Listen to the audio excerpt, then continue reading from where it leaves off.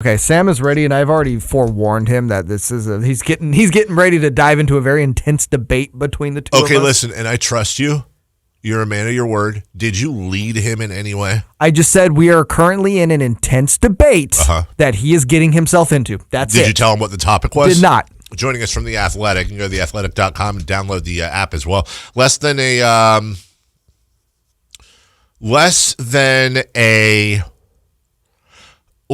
probably 3 of those smelly, hangy things that you put in your car, air fresheners. Per month. Less than. Cheaper than. Cheaper than. So people know what we mean. A 100-piece chicken nugget meal. Oh, there you go. Okay, there you go. The one, the only Sam Amick. Hello, Sam. Hello, guys. Good morning. Morning from Orlando. How are you? I'm fine. Oh, what's wrong, dude? Come on, Sam. Nah. Is it live radio? Should I get my energy up? I mean, is it getting to you? No, I'm fine. It's late night. Incredible game last night. Celtics Raptors. Yeah, we'll get to that. So that was great. Had fun writing a story with a bunch of color from that game. So you have like these highs and lows. It was fantastic, but the evenings become very short, and sleep is very short if anything else happens. And so, as you've seen, up early working on this Daniel House Rocket story. So that's the. Let me write this down because I didn't want to put you on the spot, but boy, am I glad you brought that up. Okay, real quick, we just have to get this out of the way because we have a bet on it. Sam, for a chicken nugget, when nothing else is available, is ketchup an acceptable dipping sauce for a nugget? Is ketchup? Like, we know you might prefer barbecue sauce or ranch or whatever, but we're trying to find out, is ketchup an acceptable dipping sauce, or would you rather eat it dry than put ketchup on chicken? I think I'd probably go dry. Wow. Sam Amick. Wow. That is a man of sophistication. I was wrong. That is a man who knows proper etiquette when it comes to eating a chicken nugget. No, it's not. That's disappointing. Sam, on me, tell your boss you deserve a raise. Wow. I mean, I you heard me think about it, so it wasn't a no-brainer. I think younger Sam would have gone for nuggets with ketchup. I used to, I was one of those kids that used to put ketchup on his eggs every once in a while, which is kind of in that same category. So maybe I'm traumatized from that choice. Not saying I enjoy that is my preferred dipping sauce. I'm just saying, if they forgot all the condiments in there and I have a box of dried nugs, I'm getting the ketchup out. I love ketchup too. Yeah. It's just chicken. Chicken and ketchup don't mix. I don't know. That's the big debate. That's what we're getting into. Yes. That's just, honestly, I thought, Frankie Montas of the A's is coming on after you, so I have a chance to even the score here, but I'm not confident. I had you with yes, and I'm pretty sure Frankie's going to say no, but I think we're going to get double no's here. So, well, there goes your credibility, Sam. Sam, before we get into Daniel House and the game of the playoffs last night and all things, with that, you and your friend Shams put out the article earlier, about the Kings GM search. And not only did you put out the search and all that, but you actually had names that were going to be requested permission to talk to. Also, I want to point this out too. When the article came out, Jay, I just want you to know, when I saw Sam and Shams tweet it out, I was like, hey, this is good information.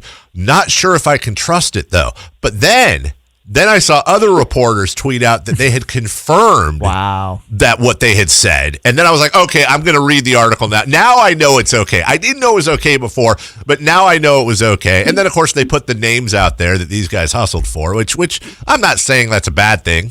Just saying. Anyway, notice how Sam's staying quiet, and that's the right decision to make. Sam, you tried to get me to bite on that bit before. The part where I hear you, but I'm never gonna, as a reporter, I'm never gonna not side with any reporter who, I get it. The experience of not getting cooperation from sources is so eternally frustrating. So that's, and then So yeah, you're not going to get me on that one. But let me ask you this though, because I'm not making fun anyway. I'm not making fun. I totally get it. And you got to do your own legwork and all that stuff. But just let me ask you this.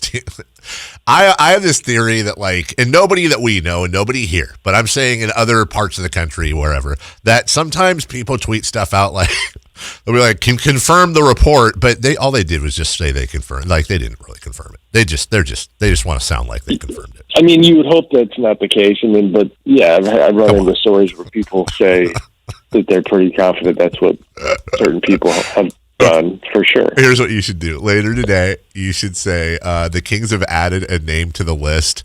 It's Billy Beane of the Oakland A's. And then just see if somebody goes, I have also confirmed. You should do the fake thing where you throw out the fake story. Actually don't do that. That's not a good idea because that would look bad for you. But I'd like to trap reporters. I think that would be fun. Trajan Langdon now is out. He's staying in New Orleans. Is that just a matter of, hey, I'm Trajan Langdon. I like where I'm at. I'm in my second season. This is a great situation. I work for David Griffin. Is that more, do you think about where he is rather than not wanting to go where we are? Do you have an insight there? Or? I mean, I haven't connected with Trajan. If I had to guess, I think listen, there's a lot of concern about working for Vivek. Right. That's a very real thing where people forget sometimes that, for one, I'm getting the sense that in terms of, the Kings ownership group has been wrecked financially because of what's happened this season. And, like a lot of NBA teams, and obviously just had furlough, things of that nature. And so I don't think this position is going to pay as much as it might have in better times. And so I think, like with any job, I'm hearing that the pay has come into play with, certain candidates' interest in the position. And then with Vivek, and this is, again, not unique to this search, but, it's again, like any job where it's a two-way interview process. What the candidates think of the guy who would be their boss matters a great deal. And so, I'm curious to see that list of 6, if it gets any shorter. There's one other person in particular that I know for a fact is kind of on the fence about their candidacy. So I'm not going to share that today, my friend. Sorry. I had to try. You can read The Athletic at some point, maybe. I'll confirm it. Yes. But, but Trajan's, he's a pretty hot name in the business right now. So it's a little bit like Bobby Webster. I think Bobby Webster of the Raptors would have been on this list if Mike Ford, who was, running the search with the Kings, if they'd been given any indication that Bobby was willing to truly think about taking the job. And guys like that, I think, were unofficially kind of off the list because of messages that were sent. Sam Amick from The Athletic joining us. Sam, of that list, I think there was a lot of initial surprise amongst the fan base that Scott Perry was not one of the names listed as someone the Kings have reached out to for permission to speak with on their job. Are the Kings out on Scott Perry, or what's kind of the deal there? Yeah, I don't have total clarity there. I should, honestly check in on the Scott side. My first suspicion, for one, it was always believed that, Scott would be part of the process at the end. And so, I don't know. I don't know. I don't have anybody telling me that this list of candidates can't grow. And so this is the list right now. And so that would conceivably mean you could hear about the emergence of a Scott Perry on the back end. But I also don't know if, again, I'm repeating myself, but if the dynamics have changed based on, what the organization has decided to pay and, and kind of that element too. So I don't really know, but I was surprised to, not see Scott on the list too. So we talked about Trajan Langdon. That's public. You said there might be at least one other name that's on the fence, and we'll eventually find out about that. My question is this, and no offense to you and Shams, great work breaking the story, but what is the virtue of the Sacramento Kings leaking that, or excuse me, what is the virtue of that story, assuming whomever it was? What is the virtue of that leaking? Why would the franchise, It just seems like you're setting yourself up for embarrassment. And gosh, now I sound like I'm trying to go after your sources, and I'm really not, Sam. But it just seems like I can't imagine. I can't imagine a world where the Kings would be happy that those names are out there, because it is kind of embarrassing. Imagine if like 4 of the 6 say no. That's not a good look. So I don't know what they're thinking there, and I imagine they I can't imagine they're happy about that. Why would you do that? Why would you want that out there? Maybe they don't. I love you, buddy. You are kind of putting me in a position. I know. You know what? Just skip. Honestly, I'm talking to myself because I'll answer by this saying this. We already had most of that information. And you also got to remember there's a paper trail here that whether we wrote it or somebody else, it typically gets out because these, requests for permission, that has to happen in a process like this. It's a formal email to a team, it's communication. And so you now have 6 teams with 6 different local media markets or national media market or, national reporters tied to those organizations where, there's a lot of opportunity for this information to get out, and it typically does. So I hear you in terms of the narrative and optics, but it's also just kind of is what it is. We got a whole industry that I'm part of where people are paid to kind of unearth these things. Sam Amick joining us from The Athletic. Sam, I this morning officially installed. I put up my first odds. Sachin Gupta as the slight favorite in the running right now of the names that were mentioned. I love this idea. I love this hire. I love the Daryl Morey and Sam Hinkie backgrounds. I know Vivek has flirted a bit with Hinkie in the past.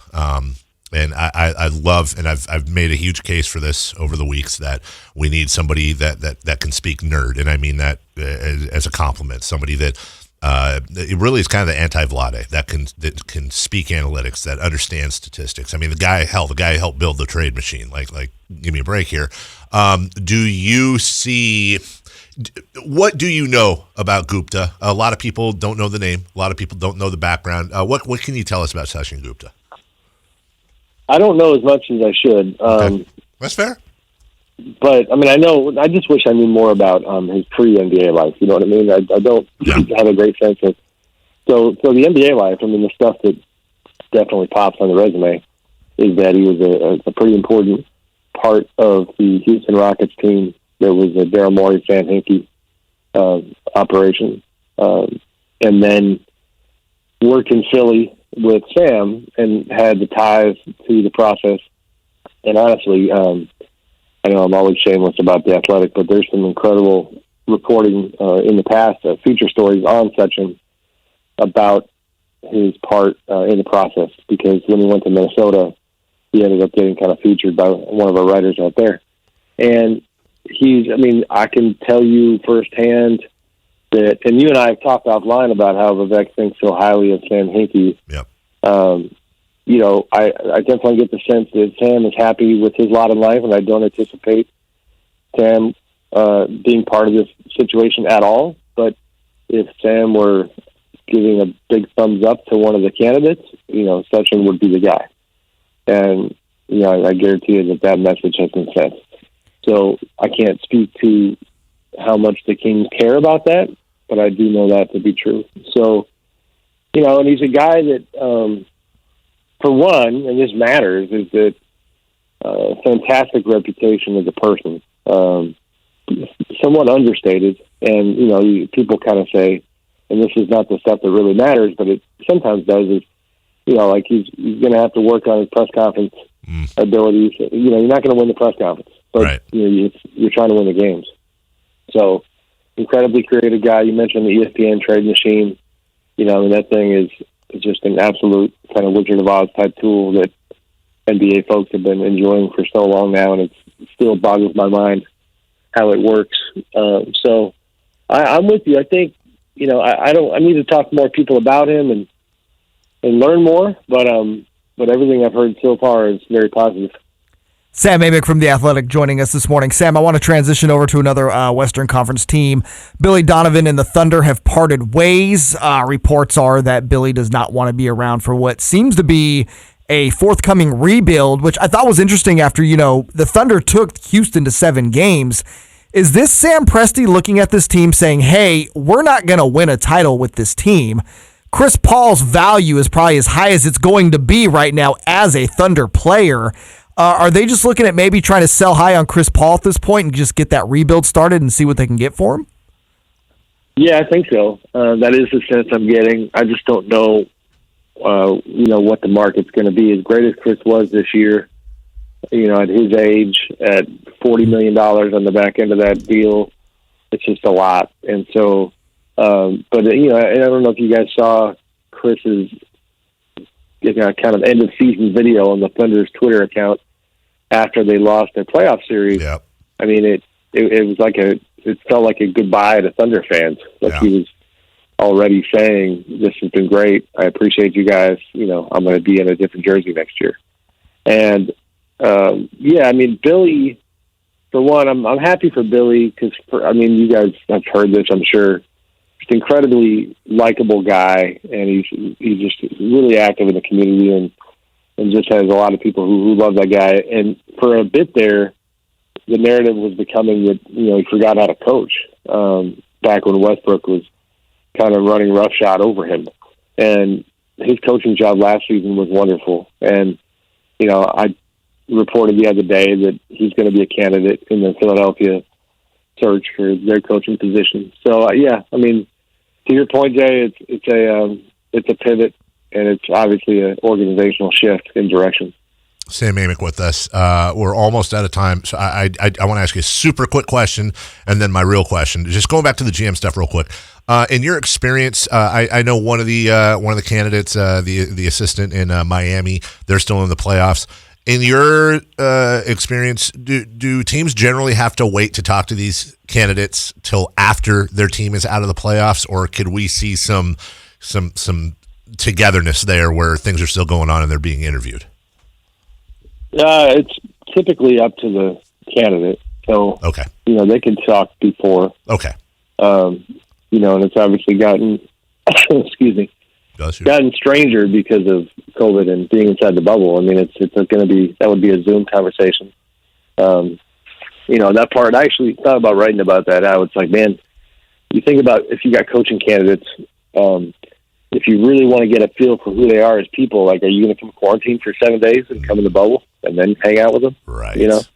So the logistics are pretty challenging. But no, you can interview people during the playoffs. And finally, we have just under a minute, so not enough time. But Daniel House, do we know what happened? Do we have an idea what happened? What are you working on? Have an idea. It seems apparent that a woman who was a COVID-19 tester, kind of contracted by the NBA, was known to be inside the Rockets hotel. They're the only team staying at this hotel. Every other team is in a different hotel at this point. And the league is doing its investigation. That's obviously having a ripple effect on his ability to play. But it's an uncomfortable process. I mean, you have personal lives of people involved. Tyson Chandler's name has been dragged into it as well. This is kind of what they feared, or some people feared with the bubble, is you got a bunch of young men that being asked to go be celibate for 3 months. And I don't know the details, so I don't want to, of course, connecting dots. But yeah. Okay. We'll look forward to that on theathletic.com. You can search Sam's name and get all of his stuff. Also, Jason Jones with some good stuff on there as well, being a Kings fan. Check that out. Really, to me, the best sports journalism all connected in one place. They've done a wonderful job and just passed, I believe, 1 million subscribers. I think I read this week. Look at you getting on board. And really, honestly, Sam's not going to say this. I will, Jay. Probably about half of those are Sam's. Yes. The Athletic should minimum. The Athletic should thank Sam Amick for all the work he's done. We obviously do. We appreciate talking to him each and every week, buddy. Have fun out there in the bubble. All right, guys. All right, take care. That's Sam Amick.